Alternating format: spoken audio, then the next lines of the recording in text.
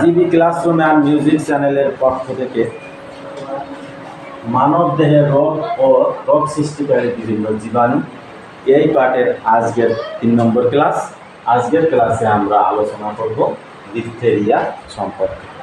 Diphtheria ও অন্য কয়েকটি রোগ নিয়ে আজকের আলোচনা।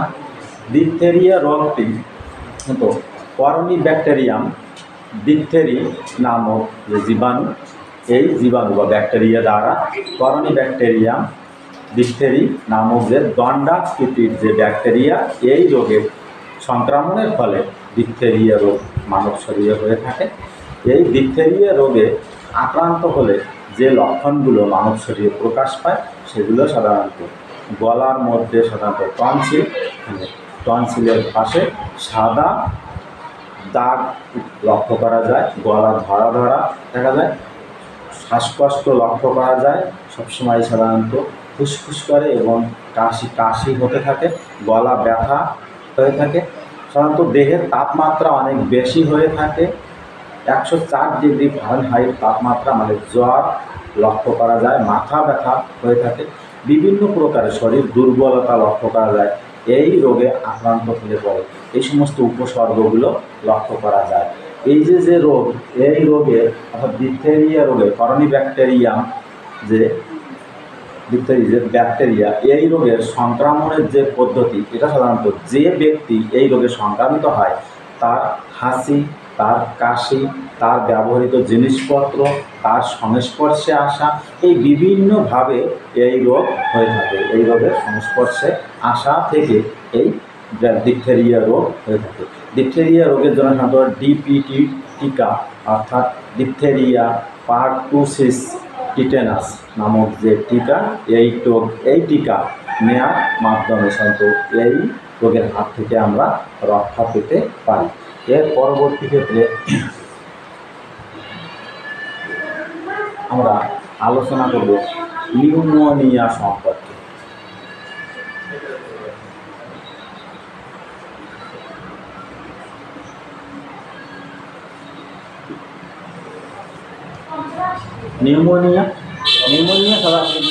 নিউমোনিয়া সাধারণত যে রোগ, এই রোগ সাধারণত ডিপ্লোকক্কাস নিউমোনি এবং স্ট্রেপ্টোকক্কাস নিউমোনিয়া নামক যে ব্যাকটেরিয়া, এই ব্যাকটেরিয়ার আক্রমণের ফলে, সংক্রমণের ফলে এই নিউমোনিয়া রোগ হয়ে থাকে।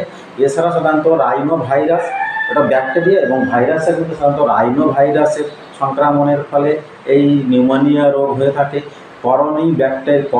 করোনা ভাইরাস বা করনি ভাইরাসের সংক্রমণের ফলে নিউমোনিয়া রোগ হয়ে থাকে। ইনফ্লুয়েঞ্জা ভাইরাসের সংক্রমণের ফলে নিউমোনিয়া রোগ হয়ে থাকে।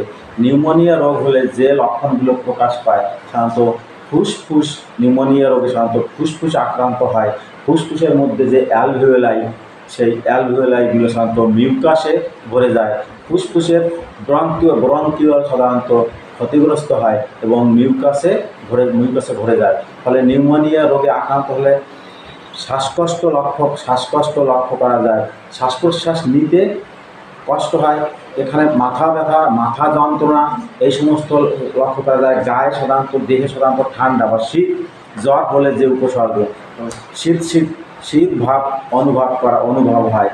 নিউমোনিয়া রোগে যেহেতু ফুসফুস আক্রান্ত হয় এবং শ্বাস নিতে কষ্ট হয়, তাই শারীরিকভাবে ভীষণ কষ্ট অনুভব হয়, শরীর দুর্বলতা লক্ষ্য করা যায় নিউমোনিয়া রোগে আক্রান্ত হয়। এই রোগ সাধারণত শিশুদের ক্ষেত্রে বেশি হয়ে থাকে। শিশুরা সাধারণত, যে সমস্ত শিশুরা সাধারণত মারা যায় তার মধ্যে বেশিরভাগ এই সংক্রমণের পদ্ধতি সাধারণত এই যে রোগ, এই রোগের সংস্পর্শে আসার মাধ্যমে বা বিভিন্ন মাছি এই জীবাণু বহন করে এক জায়গা থেকে অন্য জায়গায়, সেই বহন করার মাধ্যমে মাছির থেকে আমরা এই রোগের, মানুষ এই রোগ জীবাণু দ্বারা সংক্রামিত হয়ে থাকে। এছাড়া পরিষ্কার পরিচ্ছন্ন পোশাক বা যদি না ব্যবহার করা হয়, যে সমস্ত রোগীরা নিউমোনিয়া রোগে আক্রান্ত হয় তাদের পোশাক পরিচ্ছদ, তাদের আসবাবপত্র, তার থেকে এই রোগ আক্রান্ত হয়ে থাকে। যে সমস্ত শিশুরা নিউমোনিয়া রোগে আক্রান্ত হয় তারা যে সমস্ত খেলনা ব্যবহার করে, সেই সমস্ত খেলনা কোনো সুস্থ শিশু ব্যবহার করলে সেই খেলনা নিয়ে খেলাধুলা করার ফলেও নিউমোনিয়া রোগে আক্রান্ত হয়ে থাকে। তার মানে যে সমস্ত শিশুরা নিউমোনিয়া রোগে আক্রান্ত হয়েছে তাদের সংস্পর্শে আসলে পরে তাদের সংস্পর্শ থেকেই নিউমোনিয়া রোগের সংক্রমণ ঘটে থাকে। অতএব নিউমোনিয়া রোগ একটু মারাত্মকভাবে ছোঁয়াচে। এরপর আমরা আলোচনা করব টিটেনাস সম্পর্কে।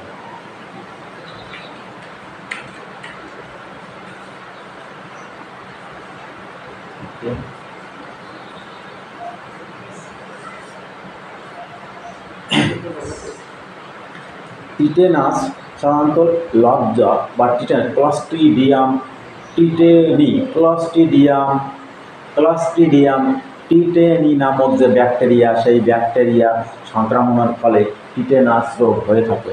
টিটেনাস রোগ হলে সাধারণত এই রোগে যখন আক্রান্ত হয় তখন পেশি সাধারণত খিঁচুনি লক্ষ্য করা যায়, উল্টো দিকে পিছনের দিকে সাধারণত বেঁকে শরীর বা দেহ বেঁকে যেতে থাকে, পেশির টান অনুভূত হয়, কখনো কখনো পেশি ছিঁড়ে যেতে পারে।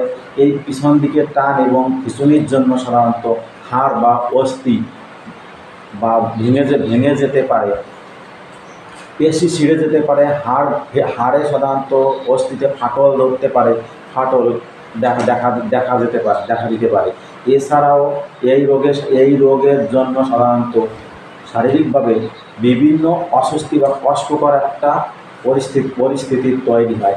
এই রোগের সংক্রমণের পদ্ধতি সাধারণত কোথাও কেটে গেলে পরে সেই কাটা স্থানে সাধারণত এই রোগ জীবাণু অর্থাৎ ক্লস্ট্রিডিয়াম টিটেনি নামক ব্যাকটেরিয়া সংক্রমণের ফলে এই রোগ হয়ে থাকে।